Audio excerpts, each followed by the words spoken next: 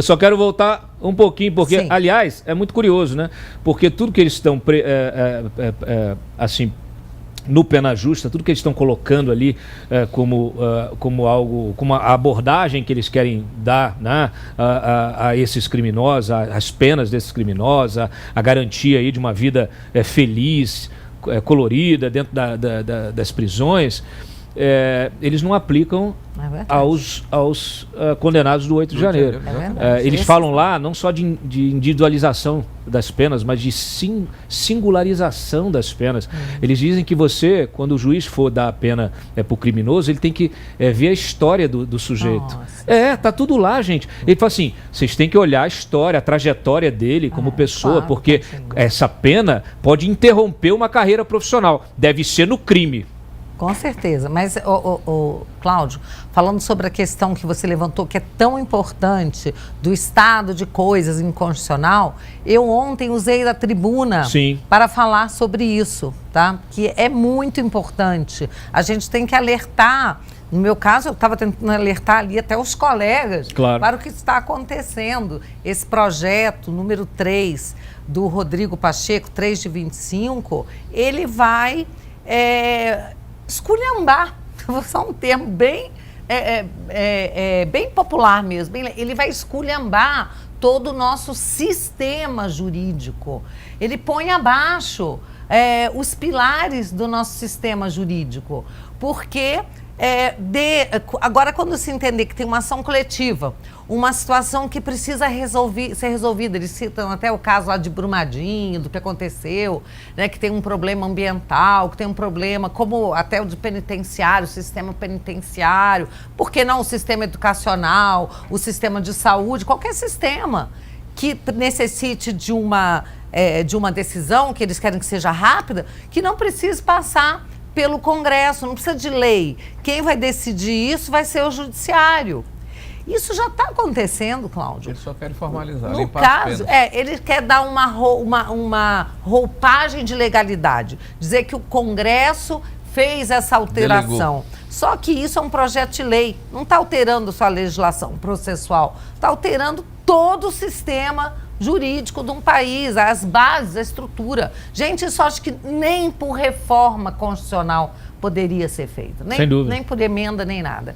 Então, o que a gente nota é que o que eles querem é, mais uma vez, abandonar o judiciário, o legislativo, deixar o legislativo de lado e entregar nas mãos dos ministros do Supremo todas as políticas públicas. Eu já venho combatendo isso, gente, há muito tempo. Ministério Público tem vontade também, a gente vê isso. Eu, quando era procuradora do DF, várias vezes a gente via um promotor querendo fazer a política pública, ajuizando ações para impor uma política pública.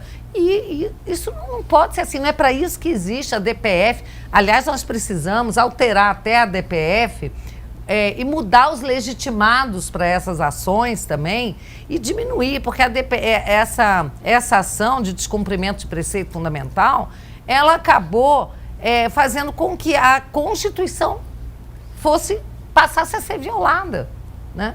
Então, assim, antigamente, eram poucos os casos, nas ações diretas de inconstitucionalidade, tinha um número de ações por ano que eram julgadas. Agora a coisa vem de uma maneira muito robusta, e eu vou lembrar o caso aqui, por exemplo, do marco temporal, em que já existe até súmula do Supremo, que diz que na época da promulgação da Constituição, aquelas aldeias, aquelas comunidades que não haviam sido reconhecidas, formalizadas como terra indígena, não poderiam mais ser. E aí nós votamos a lei com uma maioria muito expressiva do marco temporal. E aí o que aconteceu? Primeiro foi vetada pelo Lula, nós derrubamos o veto.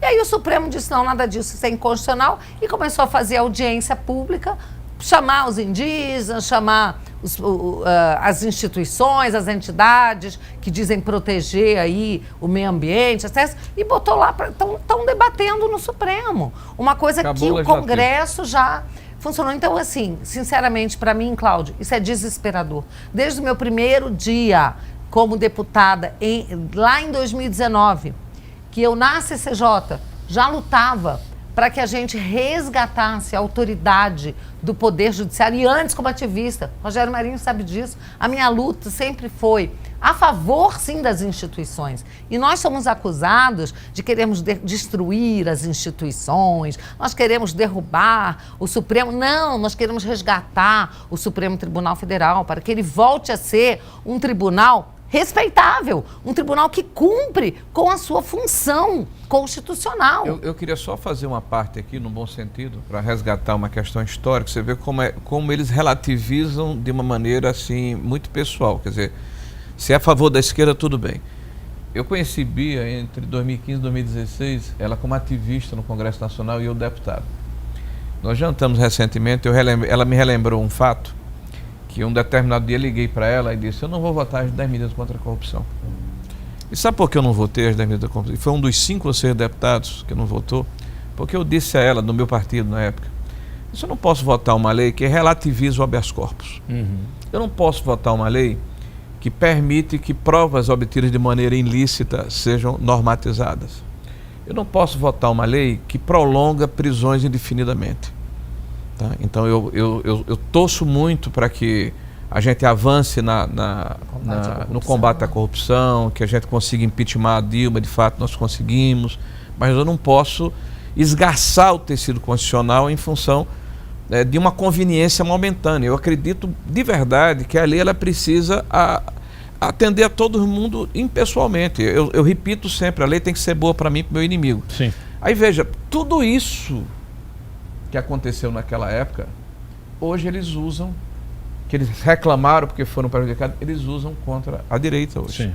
Prisões que são indefinidas, pessoas que são instadas a só saírem de uma determinada situação se confessarem que praticaram aquilo, que é a questão desse acordo de não persecução penal. Veja o que está acontecendo com o Cid, né? Quantas vezes ele voltou atrás no seu depoimento publicamente e aconteceu um fato inusitado, eu acho que é ímpar na história do Brasil. O Cid ele dá um depoimento ao ministro do Supremo Tribunal Federal com o PGR para corroborar ou não a sua delação. Quer dizer, foi uma pressão, né, assim, ímpar. Nunca vi isso. É um negócio, no mínimo, inusitado, né? Nós estamos vendo aí advogados sem acesso aos autos do processo, vazamentos seletivos estratégicos, uso de provas ilegais. Uso de provas ilegais que são normalizadas. Então, tudo que eles reclamaram anteriormente e que eu, graças a Deus, pela minha consciência, não corroborei, tá? Eles estão agora banalizando, normalizando, dizendo que está tudo certo. Você só esqueceu de dizer uma coisa. Quando você me ligou para dizer, olha, eu estou te ligando porque eu não vou votar a favor das 10 medidas, eu respondi para ele assim, graças a Deus. Porque eu, procuradora, que eu também vi, estão querendo tirar aqui a garantia do habeas corpus e tal. Então tinha excessos que maculavam as medidas, que violavam direitos fundamentais. Então eu também não apoiava. Pois é, então a minha indignação nunca foi relativa. Tá? Eu acredito de verdade no Estado de Direito, não nesse Estado democrático de direito, porque a República Democrática da Alemanha era a Alemanha Oriental, República Democrática da Coreia, a Coreia do Norte, República Democrática da China é a China. Então, esse negócio de Estado Democrático de Direito sempre me soou muito estranho.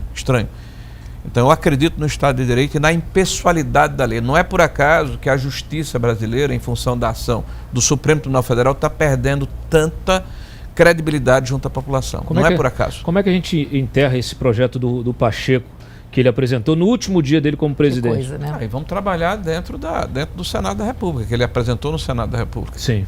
Então eu estarei lá na CCJ, certamente, na linha de frente para tentar fazer com que os meus pares entendam que isso, na verdade, além de violar a Constituição, acaba com o está na contramão das prerrogativas de todos os parlamentares, independente do espectro ideológico. Fecha o Congresso. Independente de ser direita ou esquerda. Fecha o Congresso. É o estado de coisas inconstitucional do Judiciário, Bia. É o estado de coisas inconstitucional do Judiciário. O que mostra que Rodrigo Pacheco ele foi capturado, pelo sistema, pelo STF.